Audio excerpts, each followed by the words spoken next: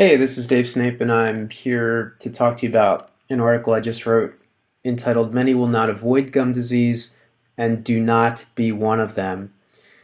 The reason I was inspired to write this article is because of something I heard from a dentist. Primarily, he said a lot of people are headed for gum surgery and they don't even know it. And on the surface, that sounds like a very simple statement, but it's actually really, really true.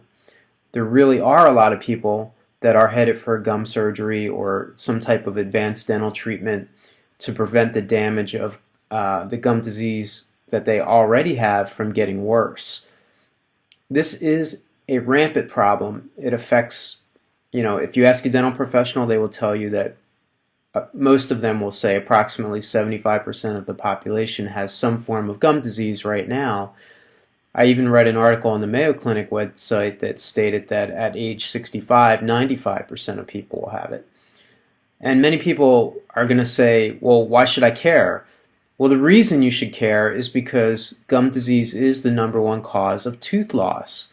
And you probably would like to keep all your natural teeth if possible. I remember one elderly man I ran into at a New Year's Eve party saying, well, of course my gums are receding. I'm getting old. Well, yeah, sorry, no, that doesn't work. That logic doesn't work. It's not about you getting old. It's about learning what it takes to avoid the ravages of gum disease.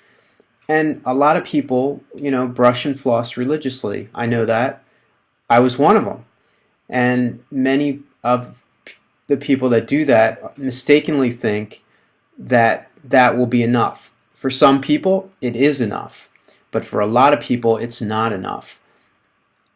This is evidenced by the high percentage of people that have gum disease. I mean, if you're talking about 75% of people having some gum disease in their mouth, varying from a little bit to a lot, then you have to recognize that it must be that brushing and flossing are not enough to avoid this problem for the majority of people.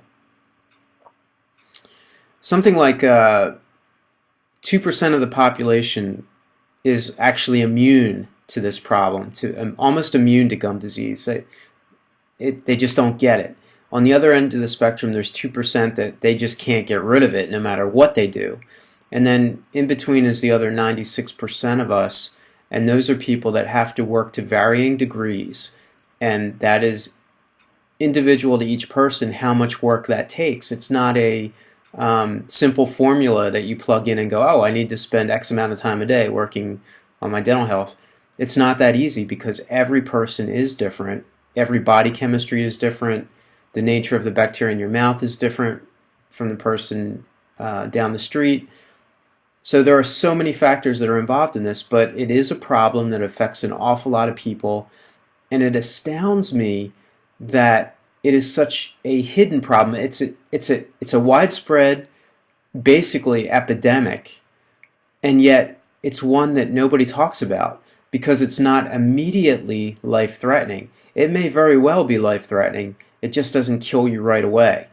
And so therefore people don't talk about it, or they don't think about it, or they don't give it the proper consideration that they should. And this is part of a problem with our nature. The nature of our society is as human beings we're reactionary.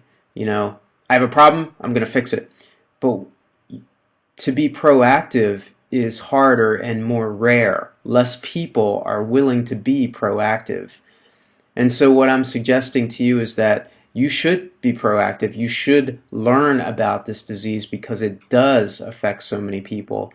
I mean, if it's true that 75% statistic is true, what are the chances that you or someone that's close to you has this problem?